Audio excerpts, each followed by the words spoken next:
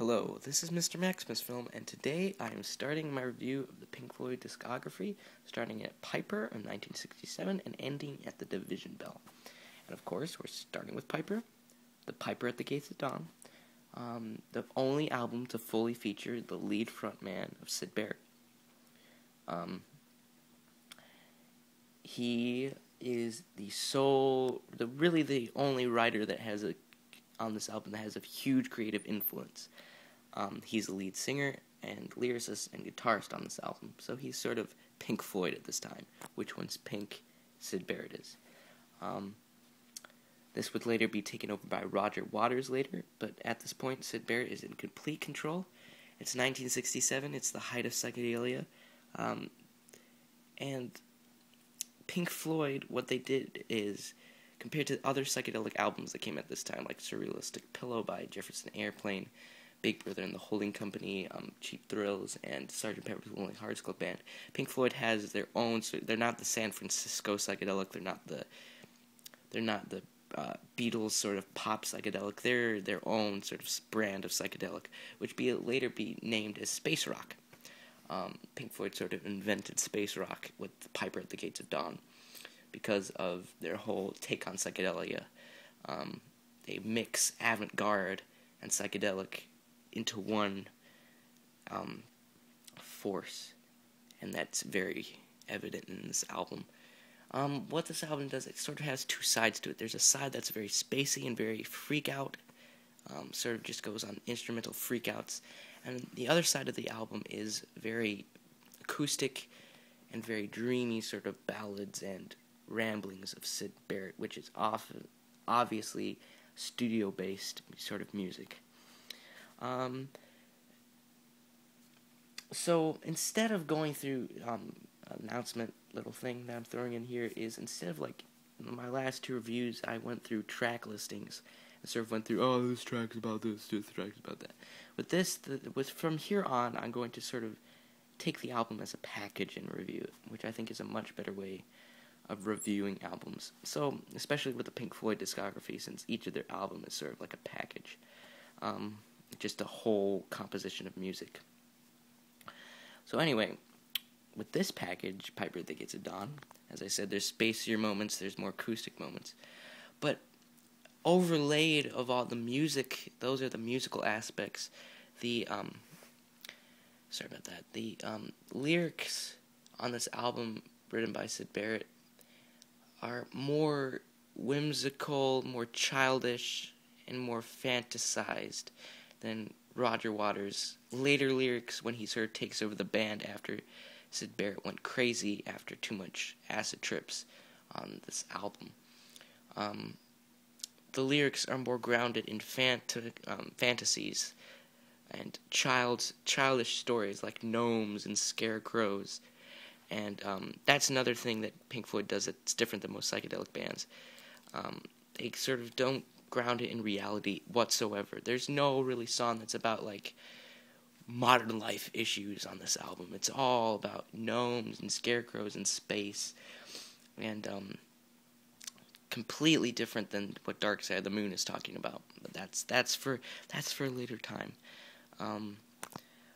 But you know, songs like Astronomy Domine and Interstellar Overdrive are sort of these spacier freak-out songs that sort of, start with a riff and sort of twist it in the middle of the song and sort of goes on these sound effect trips that are just completely washout psychedelic, LSD induced. And then there's songs like Flaming and Matilda Mother, which are very pastoral, sort of childish songs that are very childish in the lyrics and the vocals by Syd Barrett.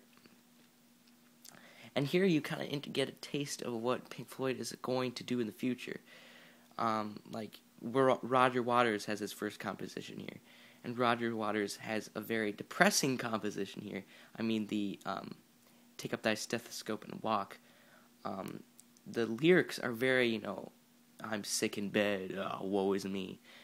But the music does not match that at all. But the lyrics are a taste of what's to come with Roger Waters, which is very interesting to hear. looking at the track listing, I'm not going to go through, but that is what the track listing is. Astronomy Domain, Lucifer Sam, Matilda Mother, Flaming, Power R, Talk H, Take Up Thy Stethoscope and Walk, mouthful. Interstellar Overdrive, The Gnome, Chapter 24, Scarecrow, and Bike. So basically what you get is Astronomy Domain and Interstellar Overdrive are sort of these space rock sort of instrumental freakouts. Things like Matilda Mother, Flaming, and Chapter 24 are these very sort of Beatle-esque sort of harmonies going on, and very good songwriting. It's more based in songwriting than the instrumental aspect. Bike, I think, is interesting because it's almost like Syd Barrett is going into insanity in that sound. The sound effects are just sort of crooked on the finale of the album Bike, and it really shows you what might be to come with Syd Barrett. So that's what the album is all about. Just going over the packaging, because I like to go over the packaging, because the packaging, in my opinion, should reflect the music. And Pink Floyd is pretty good at doing that, with the exception of Adam Hartmother, which that is something to come as well. The packaging, this is one of the rare albums because it has a photo of the band. There's Syd Barrett, there's Roger Waters, there's Nick Mason, who's the drummist, and Richard Wright, who's the keyboard player.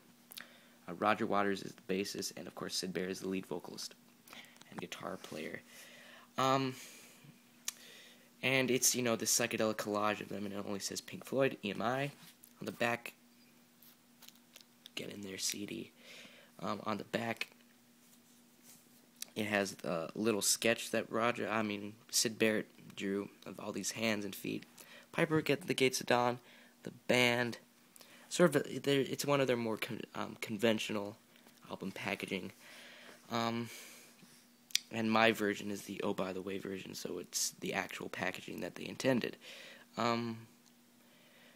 And so the last thing I wanted to say about this album, it's a very solid debut, it's very good, it's one of the stronger debuts. I would give it a 4.2 out of 5.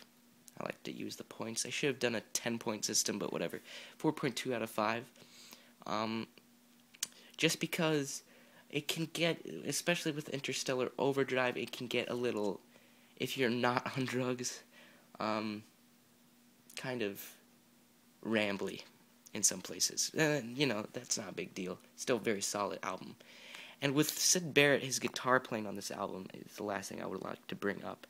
Is very different than David Gilmour's. His guitar solos are more scrambly and more, frantic. David Gilmour's is sort of more relaxed. And that's something that really changes the Floyd style. This is a more frantic album. Compared to Saucer for All Secrets, which I would review pretty soon. I might even review it today. Who knows? This is Mr. Maxim's Film. This is Pink Floyd. The Pink Floyd. And this is Piper at the Gates of Dawn. And I am signing out.